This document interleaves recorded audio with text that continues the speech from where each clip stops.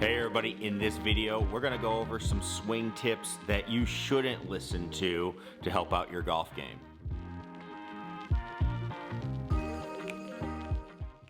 Hey everybody, Scott Hogan coming at you. We're back here in the studio. It's Monday. We're going to talk some mechanics of the golf swing, talk about how we can help you improve your golf game, not only in the simulator, but hopefully out there on the golf course. And today we're going to talk about some swing tips that you shouldn't listen to. Before we get to those, make sure you click that subscribe button down below. We've got plenty more coming with the Mevo Plus, launch monitors at your home. How are you gonna use them to get better? Plus, we're gonna have some more gear reviews coming up as well, so you don't wanna miss out on that stuff. Make sure you click that subscribe button. All right, so we're gonna start talking about swing tips that you should forget. So I've been teaching golf now for 16 years and it never fails. You think that we're getting somewhere, you know, in our instruction world, in our instruction teaching circles, there's things that we all know, hey, you shouldn't be doing this, and then people come to the lesson tee and these are the things when you ask them, all right, what have you heard? What do you do? Oh, well, I listen to my buddies. These are what they tell me to do. And immediately it gets scared because there's some things that you can do in your golf swing. They're so commonly told to people that they ruin everything and they make everything worse. But again, it's so natural in our golf language to have these told. I've been told them throughout my career and they just really cause you a problem in your golf swing. So we're gonna go over those 5 today, and let's start with easily number 1, death move, thing that you should not do or listen to when people tell you to do it in your golf swing, and that is keep your head down. I can't tell you how many times this is a problem in a golf swing. Now, why do people say keep your head down? It's usually because when you swing and hit the ball, or you try to hit the ball, you either hit the top of it or you stick the club in the ground before you get to the ball. So you don't make very good contact. And so the thought behind it is keep your head down, keep your eyes focused on the golf ball. That's what's gonna make your hands deliver the club onto the back of the golf ball for solid contact.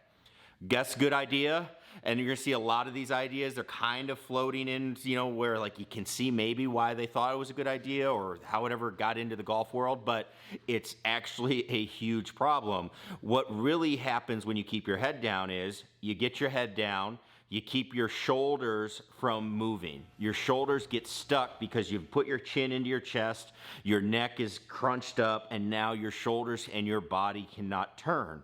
Now, if you don't want to hit the ball fat or thin, you need to be able to turn. When you turn, if you're somebody that doesn't have a ton of neck motion, if you can't turn your neck a ton, right, you're not going to be able to turn and keep your head down towards the ball. You're going to see your head release and start looking out in front of the ball. In fact, a lot of times we will see that head work up throughout the swing. That's what a lot of good ball strikers do that I can think of, the Annika Sorenstam's, David Duval's of the world. That's what allows your body to turn throughout the swing. So when we see somebody struggle with keeping, you know, the contact point consistent, keeping your head down, that's gonna make it worse because you're going to limit the thing that's gonna make your contact point better, which is getting your upper body and your lower body to turn through the strike. When you put that head down, it's gonna limit how much you're able to turn.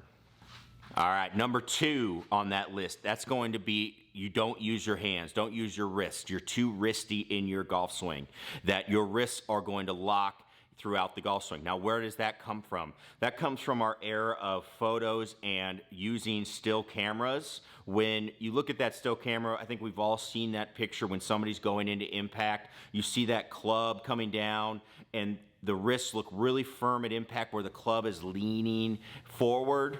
And everybody thinks, okay, I'm going to just lock my wrists in and get the club there and everything's gonna work out. It doesn't work very well because your wrists are needed to, 1, create speed, but 2, they're what gets the ball down or the club down to the ball so you can make contact. If your wrists aren't going through and actually extending, your lead wrist is extending through the shot, you're gonna have some issues making solid contact. You're gonna have to get a ton of body components correct to make that work, and it becomes very, very difficult. The other thing is, that's one of our main speed producers in the golf swing, which is how our wrists move.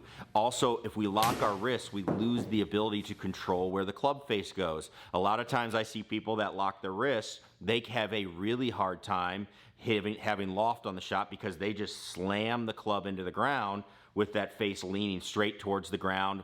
Ball can't get in the air. So using your wrists, if you want speed and any ability to control where the golf ball is going to go, you need to learn how they properly move, which is they move from a extended position on your trail wrist to a flexed, and vice versa, from a flexed on your lead wrist to an extended, and they are moving through that motion throughout a swing. That is very, very important.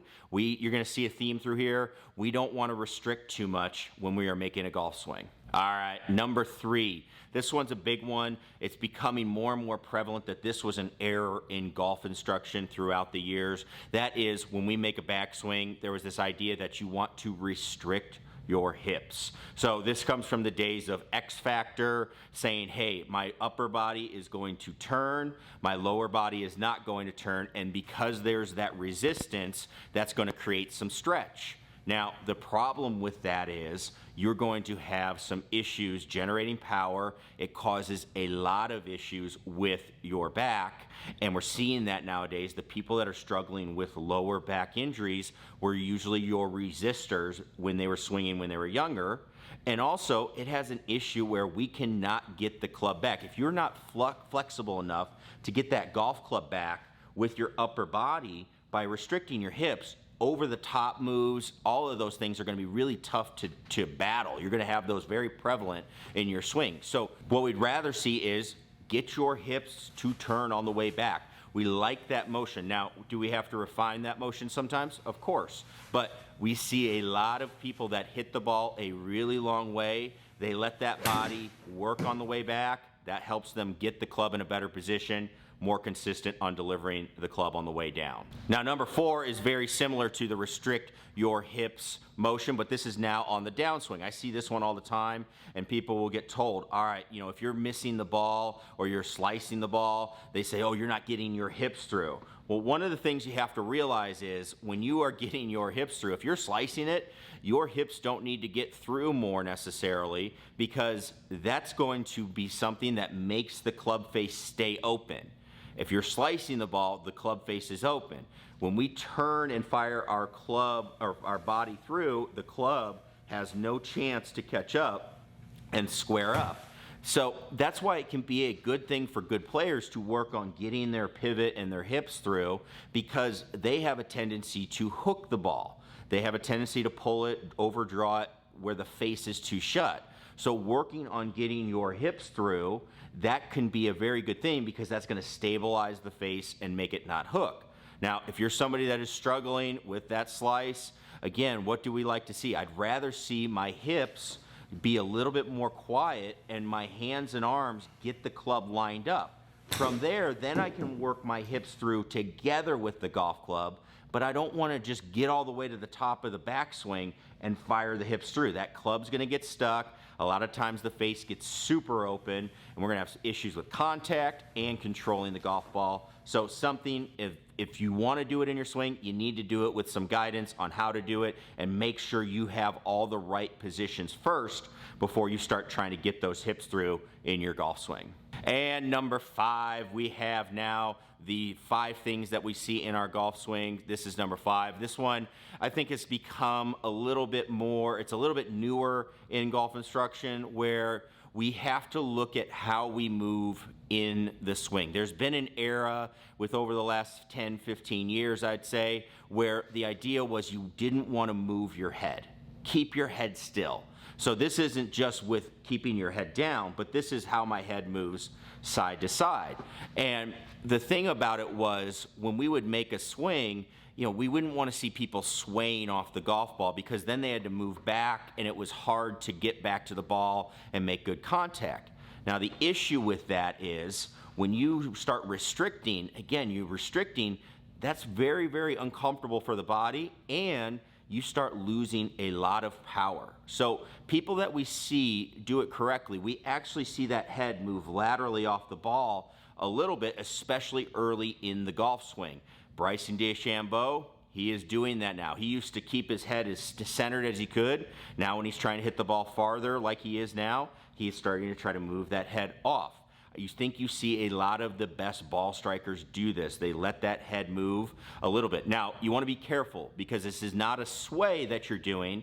What it is you are freely turning your hips, your shoulders, and when you do that, again, if you don't have a ton of neck movement available, your head's going to go with as you go back and make those very correct moves in your swing. Again, turning your hips, turning your shoulders.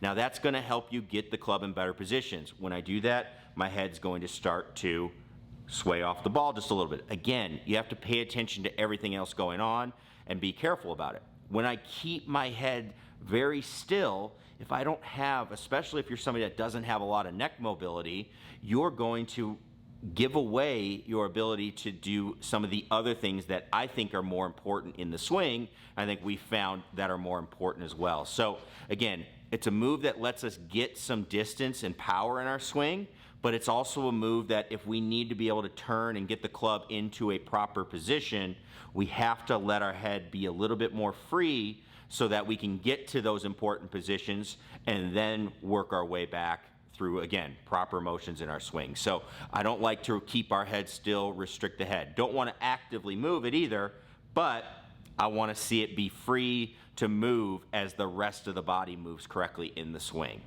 So there's our 5 tips that I heard. Actually probably heard those over the last week, and I've heard them for my entire career. This is why I'm struggling because I can't do this. Well, we immediately have a talk in those scenarios about why that is not true. What can we do to make your swing better? Because you need to actually do some of these things to make your swing and your motion improve.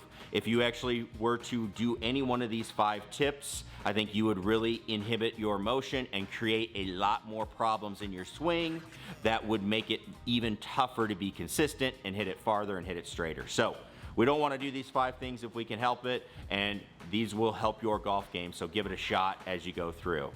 Again, everybody, we're going to have all these mechanics on Monday. We got more coming up with the Mevo Plus on Wednesday and Friday, so make sure you don't miss out on those. Click that subscribe button down below. Leave a comment below. What's something you're struggling down with your game? And as always, give us the thumbs up if you like the video. Thanks, everybody, for watching. We'll catch you in the next one. Peace.